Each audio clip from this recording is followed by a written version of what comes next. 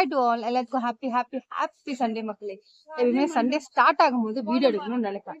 ஆனா சண்டே முடியும் போது தான் வீடியோ எடுக்கிறதுக்கு ஆரம்பிப்பேன். அது ஏனே தெரியாது மக்களே. ஸோ சண்டே உங்களுக்கு கண்டிப்பா சூப்பரா போயிருக்கும்னு நம்பிக்கையோட இந்த வீடியோ வந்து நான் ஸ்டார்ட் பண்றேன். என்னோட ஃபேவரட்டான ட்ரெஸ்ல என்னோட ஃபேவரட்டான வீட்ல நான் பார்க்க போறேன்.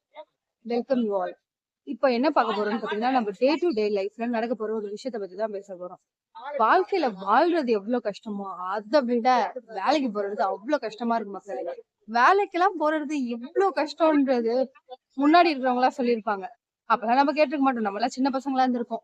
காலேஜ் படிச்சுட்டு அப்ப பார்த்துப்போம், அப்ப இருந்தா பார்த்துப்போம் அப்படின்ற மாதிரி நினைப்போம். அதுக்குன்னே கடவுள் நம்மள இருக்க வச்சு இதெல்லாம் பார்க்க வைக்கிறாரோ அப்படின்ற மாதிரி நிறைய வாட்டி எனக்குலாம் தோண்டி இருக்கு. உங்களுக்கும் அப்படி தோண்டி இருந்தா கமெண்ட் பண்ணுங்க மக்களே. நம்மளோட சீனியர் ஃப்ரெண்ட்ஸ் எல்லாம் சொல்லும் போது நம்ம வந்து சிரிச்சுருப்போம்.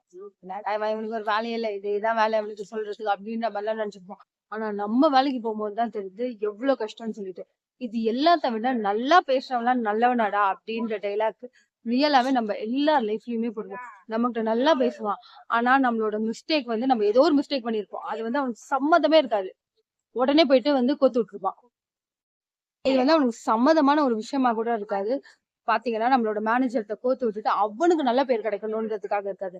அவன் வேலை செய்யறது தெரியணும்ன்றதுக்காக இதெல்லாம் அவன் வந்து பண்ணுவான். அது வந்து உங்களுக்கு சம்மதமே இல்லாத ஒரு ஆளா இருப்பான். ஆனா உங்ககிட்ட நல்லா பேசுறவனாதான் இருப்பான். இதெல்லாம் அவங்க கிட்ட சொல்லாம வேற யார்கிட்ட சொல்ல போற மக்களே. நீங்க எல்லாரும் கூட நான் சொல்றதை வந்து அக்ரி பண்ணிக்கோங்க. வேலைன்னு வந்துட்டாலே நம்ம உயிரே போற மாதிரி இருந்தாலும் வேலையை முடிச்சு கொடுத்துட்டு உன்னோட உயிரை விடு அப்படின்ற மாதிரி சொல்லுவாங்க. பாருங்க, கரெக்டா விசில் கூட அடிக்க ஆரம்பிச்சிட்டாங்க. சோ இதுவே வந்து கிட்டத்தட்ட ஒரு கரெக்டான சகுனம் தான் நான் சொன்னதுக்கு. நீங்க எல்லாம் என்ன நினைக்கிறீங்க அப்படின்றத கமெண்ட் பண்ணுங்க மக்களே. நல்லா பேசுறவங்கலாம் கண்டிப்பா நல்லவனே கிடையாது. ஏன்னா என் லைஃப்ல நிறைய விஷயம் அப்படி நடந்திருக்கு. உங்க லைஃப்லயும் கண்டிப்பா வந்து அப்படி நடந்திருக்கு. சாரி, நடந்திருக்குல்ல, நடந்துகிட்டே இருக்கு. ஏன்னா வேலைக்குன்னு போகும்போதுதான் தெரியுது வாழ்க்கை எவ்வளவு கஷ்டம்னு சொல்லிட்டு.